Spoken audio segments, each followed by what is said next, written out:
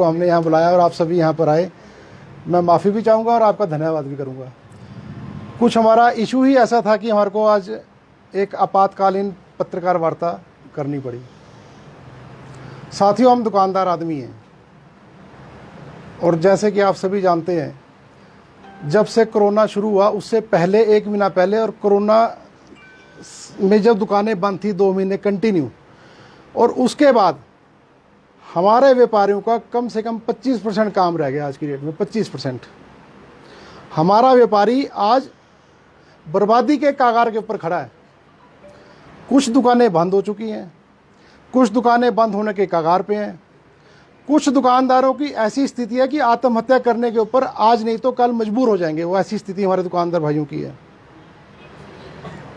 लेकिन कल जो एक शर्मनाक घटना सोलन में घटी, उसकी हम निंदा करते हैं और आपके माध्यम से हम सरकार तक ये बात पहुंचाना चाहते हैं और सरकार से पूछना चाहते हैं कि दुकानदार चोर है, आतंकवादी है, डकैत है, हमारा क्या कसूर है?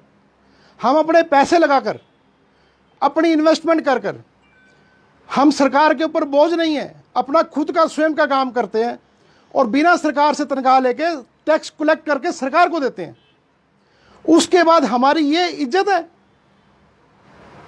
साथियों, कल रविवार था और हमने 2 दिन पहले एक विज्ञप्ति जारी करी थी प्रेस के माध्यम से कि त्योहार के दिन है और शादियों के दिन है, शनिवार और सोमवार को बाजारों में रश ना बढ़े।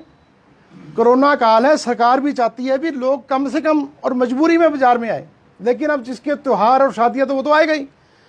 तो हमने डिसीजन लिया कि दुकानों में शनिवार सोमवार को रश ना हो, इस करके हमने रविवार को कहा कि दुकानें खोलो ताकि बेवजह का बाजारों में रश ना हो और जो लोग अपनी खरीदारी करना चाहते हैं वो आराम से खरीदारी करें।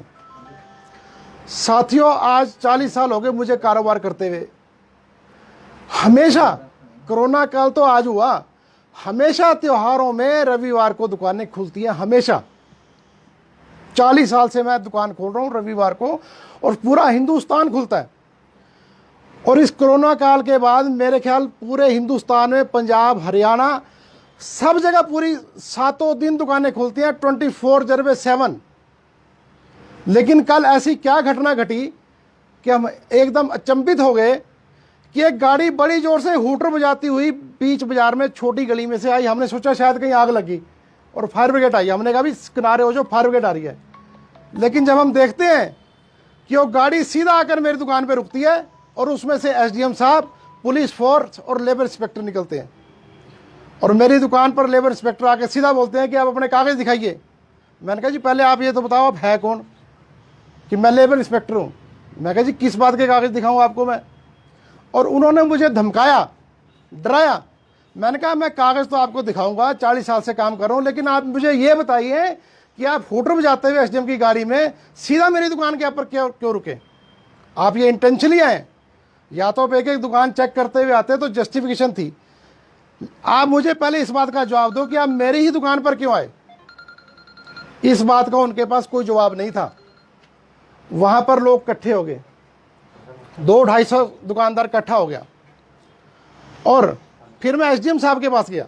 मैंने एसडीएम साहब से बोला कि जनाब आप आईएएस अफसर हैं और आपको थोड़ा सा इसको संभालना चाहिए और आपको आने की जरूरत क्या थी? मैंने कहा, कहते मैं एसडीएम हूँ, मेरे पास वीडियो रिकॉर्डिंग है उस बात की कि मैं एसडीएम हूँ, मैं कहीं भी जा सकता हूँ।